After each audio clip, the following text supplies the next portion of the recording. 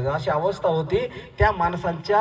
हा बदल झाला. आज 4-5 वर्षाची लेकरं, 4-5 वर्षाची मुलं अशी छान छान भाषणं करतात, इतकं चांगलं बोलतात. ही मुलं बघितल्यानंतर आनंद वाटतो. आणि ही मुलं बघत असताना, ह्याचं सगळं वैभव पाहत असताना, गावगाड्यात अशी पोरं जन्माला आलेली ही पाहत असताना, मी एक फक्त 100 वर्ष आधीच्या इतिहासात जातो. आणि 100 वर्ष आधीच्या इतिहासात मी जेव्हा जातो तेव्हा 100 वर्षापूर्वी याच महाराष्ट्रामध्ये, महाराष्ट्रातल्या साताऱ्यामध्ये, त्या सातारच्या शाळेमध्ये असाच एक छोटा मुलगा, 8 वर्षाचा पोरगा त्या शाळेमध्ये जातो. तो 8 वर्षाचा पोरगा शाळेमध्ये जातो. त्याला शाळेत गेल्यानंतर, तिथं शाळेत गेल्यानंतर कळतं की आपण शाळेत आलोय, पण आपल्याला शाळेत आत घेत नाहीत, आपल्याला वर्गाच्या बाहेर बसायचंय. काय कळतं त्या मुलाला?